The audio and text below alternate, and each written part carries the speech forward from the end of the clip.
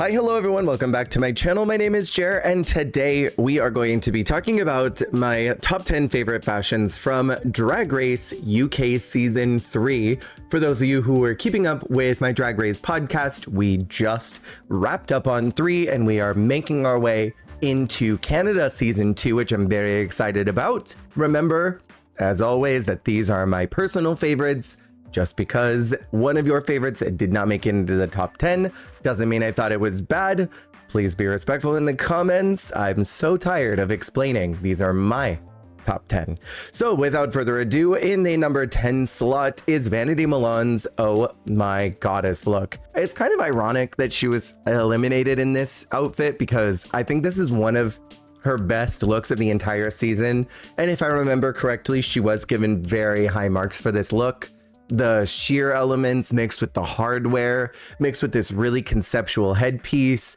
Vanity had fine-tuned her makeup by this point in the competition. So it really is very sad that this was the time that she went out, but at least she went home looking good, unlike Veronica Green, who went home looking like she had been hit by 3 twisters in a performance of The Wizard of Oz. In the number 9 slot is Crystal Versace for Feeling Fruity. I debated putting this in because it's a bodysuit with a corset, and that doesn't necessarily scream fashion. However, what I think is most impressive about this is how strongly it reads dragon fruit. I think a lot of the other looks in that runway didn't scream the fruit they were. Ella's did because it was a watermelon. However, it was a little kind of low scale. The colors were a little oddly saturated. This looks perfectly like a dragon fruit. And the fact that she was able to turn whatever this PVC type fabric and dip dye that or paint it in this ombre effect so that it doesn't have harsh lines, everything is well blended out. That is some true artistry, whoever designed this. And you can see on each one of the spikes, even the ones on the shoulders, that those have this green ombre effect. And it is such a very specific golden yellow green. And then this stark dark green ponytail. I think the entire look is super solid, very fashionable. And you know exactly what it's supposed to be as soon as it shows up. In the number 8 slot is Charity Kase's entrance look. Now I'm going to say from this point on, you're going to be seeing a lot of Charity Kase because Charity was doing something that still has not really been replicated in the mainline seasons of RuPaul hosted shows. Most of the drag queens that come on the show present a sanitized version of what drag is. They do something that is a little more palatable to Bob and Betty beer can so that it's easy to be marketed towards audiences that might not be on the more alt queer side of things, which most Drag Race consumers are on the alt queer side. I think this Victorian look from Charity is so interesting and fascinating to look at because it's zombified. It's this point of view that we've never seen before from another queen up until this point. And not a lot of other queens have dared to really stamp out a mark like that. I think a lot of queens that come on the show are afraid to present this kind of drag. And I'm so glad that Charity was here, and I wish that they had given Charity more flowers and more props that season because they were doing the damn thing. In the number 7 slot is Choriza May's favorite thing look. And if I'm not terribly mistaken, this was art. I love all the different colors that are represented here and how it does look like I think actually specifically it was Spanish art. And this does look like Spanish art, like it came straight out of a Spanish museum. I love the color of the hair and the makeup. That is so contrasting to both sleeves, which are very intense colors, the tights that are very intense colors, the super intense red, all of the different textures and layers that are presented here through all these different art pieces that are mosaically sewn together. Bringing it to a pencil skirt suit combo is so interesting. I loved Choriza's package this season, and honestly, I think it was a little bit better than her UK versus the World 2, but this look was absolutely one of the best of that night. In the number 6 slot is Ella Vaday's Queen of Your Hometown look, and I have to say, I really like Ella as a queen. I think she was very strong. She had so many positive points to her drag character, to her drag presentation. I think this is one of the stronger looks that Ella presented. I love that there was a quasi reveal. It was all about women's empowerment, and I think that's a strong, important message to share. I love this sort of 60s hair that has this very modern twist to it. And then this dress that's underneath, strong message, strong presentation, some of the best that Ella looked that entire season. Then in the number 5 slot, we have Charity Kase once again for Expanding Honey. And now, I'm gonna be real.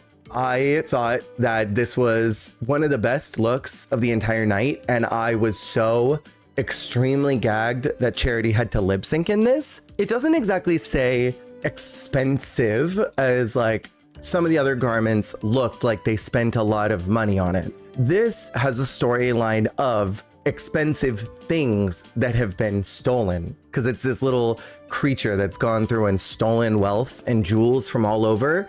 And I think it delivers that story, it executes that story well, and it's well constructed. All of these disparaging parts that could look bulky and could look a little cumbersome don't appear that way. She looks like something that would be hiding underneath a piece of treasure in a D&D campaign or in a video game, in a storybook. She looks both frightening and interesting, and I think that this should have saved her from the bottom. In the number 4 slot is Charity Kase once again for Red Carpet Showstoppers. I love this twist on a flapper dress and making it floor length with this slutty slit all the way up to the side hip. Love these huge plumes of these feathers, this headpiece that's so cool and conceptual. Where Charity's brain was with constructing this package this season, again, has not been replicated by many other queens. There have been some that have come through and have had such a strong point of view. But the fact that Charity's point of view came through even in something that is more accessible, more red carpet, I think is something to commend, because this has her point of view written all over it. It's punk, it's alternative, there's something grungy about it, and yet there is something super artistic and conceptual about it as well. It's a twist on a very recognizable silhouette and bringing it to what her drag is.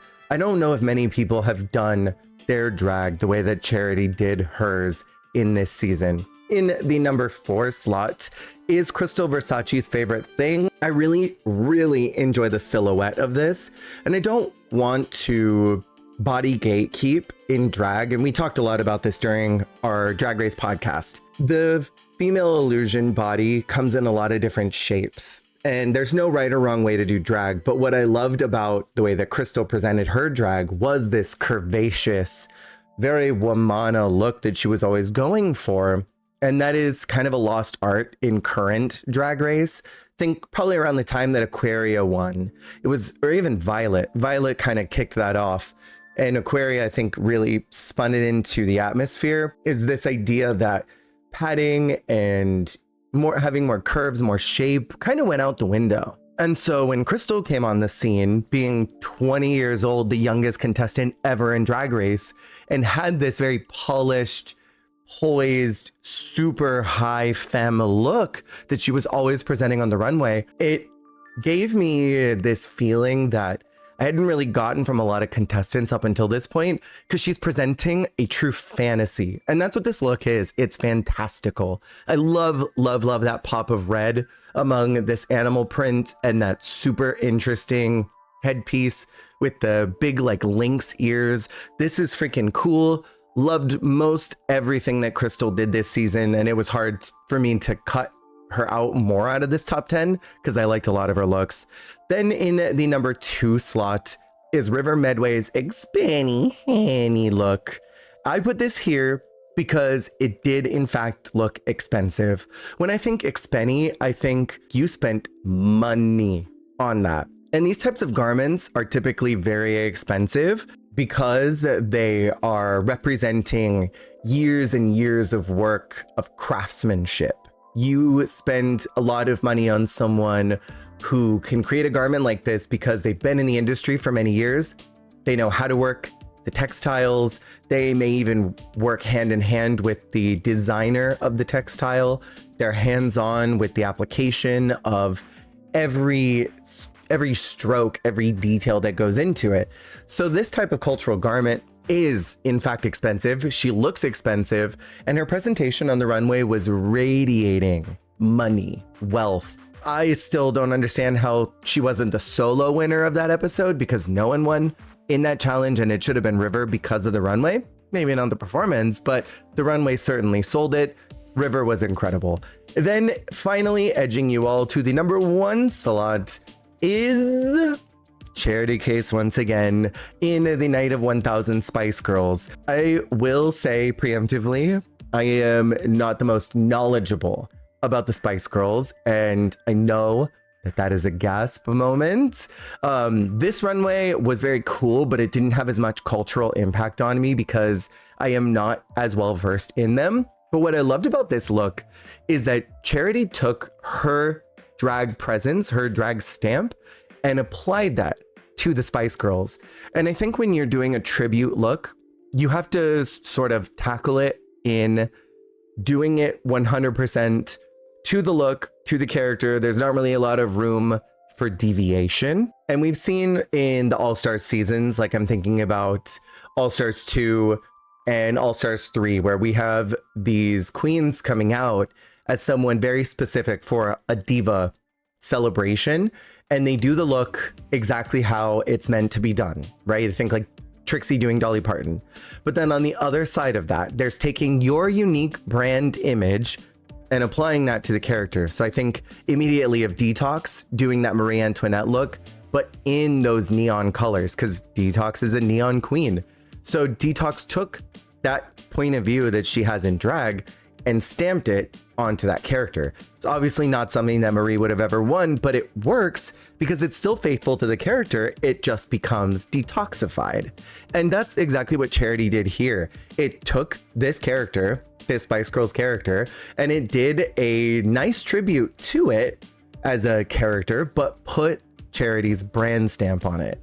And I think that is to be commended, that knowing what the show is, knowing that it doesn't typically reward behavior like this of going so outside of the box, that Charity was willing to do it anyways and say, this is my drag. I'm not going to sanitize it for anyone.